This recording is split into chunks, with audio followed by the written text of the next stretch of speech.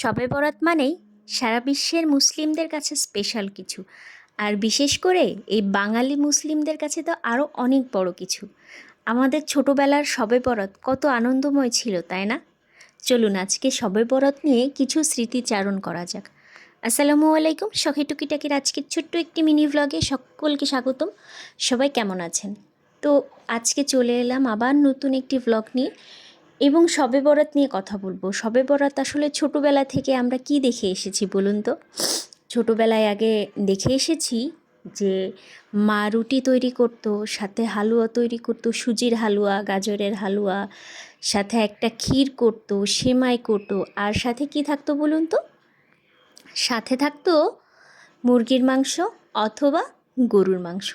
মানে শবে বরাতটা যেন মানে অন্যরকম একটা আনন্দময় একটা স্পেশাল অকেশন ছিল আমাদের কাছে ছোটোবেলায়।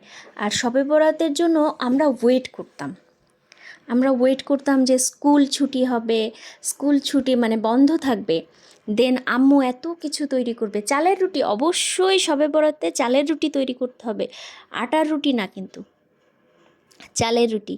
তো সেই চালের রুটি তৈরি করে বাড়িতে বাড়িতে গিয়ে সেই চালের রুটি, সুজি, সাথে বাকি যা যা রান্না হতো ওই সব কিছু মানে পাড়া প্রতিবেশী বলেন আর আত্মীয় স্বজন বলেন, প্রত্যেকের বাড়িতে গিয়ে গিয়ে দিয়ে আসা, মানে অন্যরকম আলাদা একটা অনুভূতি কাজ করতো।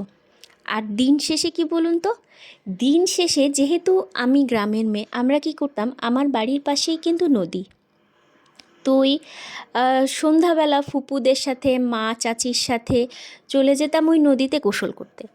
একটা কথা ছোটোবেলা থেকে শুনে এসেছি যে শবে বরাতের ওই রাত্রে গোসল করে নদী থেকে হোক বা ওয়াশরুম থেকে যাই হোক, গোসল করে না মুছে ওই পানিটা যদি চুল দিয়ে পুরা শরীর থেকে টপ টপ করে ঝরে পড়ে না, তাহলে নাকি গুনাহ কমে যাবে। দেখেছেন, ছোটোবেলা থেকে কত কিছু শুনে এসেছি। আসলে আমরা তো এমন একটা মুসলিম জাতি যে আমরা যেটা শুনি সেটাই কেন জানি বেশি বিশ্বাস করি। দেন আমরা কি করতাম, ওই নদী থেকে গোসল করে এসে মাথা মুছতাম না, পুরো শরীর মুছতাম না, টপ টপ করে পানি পড়তাম, আমরা ভাবতাম আমাদের শরীর থেকে গুনাহ সব ঝরে যাচ্ছে। তারপর বাড়ি এসে সুন্দর করে নামাজে দাঁড়িয়ে যেতাম, আর অজু তো গোসলের সময় করে নিতাম, মানে সুন্দর করে পরিপাটি হয়ে নামাজে দাঁড়িয়ে যেতাম। এবং নামাজে দাঁড়িয়ে যেতাম, নামাজের কি নিয়ম ছিল বাবা, একবার সূরা ফাতিহা পড়তাম আর 25 বার সূরা ইখলাস পড়তাম, পড়ে 1 রাকাত নামাজ পড়তাম, আর সারা রাত জেগে নামাজ পড়তাম।